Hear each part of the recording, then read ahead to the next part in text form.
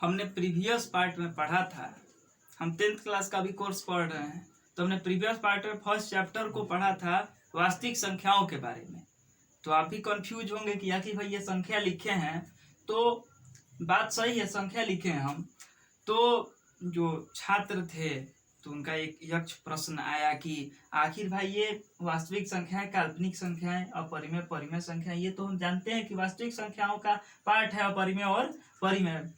उसके बाद ये भिन्न संख्या है, पूर्ण संख्या, ये तो थोड़ा नॉर्मल हम जानते हैं, लेकिन आखिर इसकी उत्पत्ति होती कैसे है, ये क्या है, किनके पार्ट हैं। तो हमने बोला कि ठीक है भाई, तो आ जाते हैं इस टॉपिक पर। तो संख्याएं देखिए, संख्याएं जो हैं ये दो प्रकार की होती हैं, वास्तविक और काल्पनिक। वास्तविक संख्याएं यानी कि रियल नंबर। तो real number is denoted by capital R.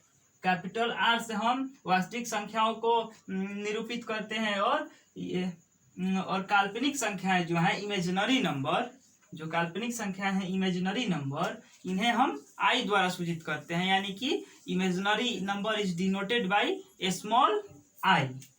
तो हमें वास्तविक संख्याएं पढ़नी है। तो वास्तविक संख्याओं के दो प्रकार होते हैं, परिमेय और अपरिमेय। परिमेय संख्याओं को हम कैपिटल क्यू से सूचित करते हैं, कैपिटल क्यू से हम परिमेय संख्याओं को सूचित करते हैं। अब आता है परिमेय संख्याओं का पार्ट। तो परिमेय संख्याएं दो प्रकार की होती है। हमने परिभाषा बता चुके हैं हम परिमेय और अपरिमेय संख्याओं के प्रीवियस पार्ट में, जिनको ना समझ में आए वो देख सकते हैं पिछले पार्ट में। तो परिमेय और अपरिमेय संख्याएं वास्तविक संख्याओं के पार्ट हो गए। उसके बाद ये दो प्रकार की होती हैं परिमेय संख्याएं, पूर्ण संख्या इंटीजर और भिन्न संख्याएं। पूर्ण संख्या और भिन्न संख्या, पूर्णांक संख्या और भिन्न संख्या, इंटीजर, यानी कि हम पूर्णांक संख्या को आई से या जेड से सूचित करते हैं। Integer number is denoted bye I and Z capital में।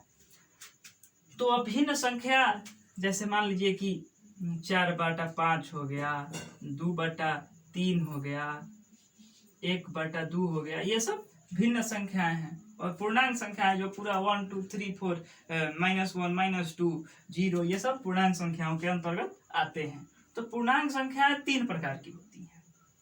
पूर्णांक संख्याएं तीन प्रकार की होती हैं, ऋणात्मक पूर्णांक, नेगेटिव इंटीजर, धनात्मक पूर्णांक, पॉजिटिव इंटीजर, एंड थर्ड होता है जीरो।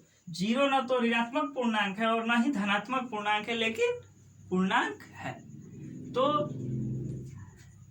धनात्मक पूर्णांक ये बस ऋणात्मक पूर्णांक हो गया, -1 -2 -3 -4 -5, ये सब हो गए। और धनात्मक पूर्णांक है 1 2 3 4 5 6, जितने भी हैं सब धनात्मक पूर्णांक है। इंफिनिटी तक एकदम धनात्मक पूर्णांक है जो पॉजिटिव नंबर हो। उसके बाद शून्य आता है, शून्य है जीरो, ये तो जीरो भी पूर्णांक है। और जीरो और धनात्मक पूर्णांक को मिलाकर एक पूर्ण संख्या बनता है, होल नंबर। इसे हम डब्ल्यू से सूचित करते हैं। Whole number is denoted by capital W. तो शून्य सहित पूर्ण संख्या, तो 0 1 2 3 4 5 6 इत्यादि ये पूर्ण संख्या है। तो यही प्रारूप होता है संख्याओं का। और हमें पढ़ना है परिमेय और अपरिमेय संख्या। तो हम देखते हैं परिमेय और अपरिमेय संख्याओं के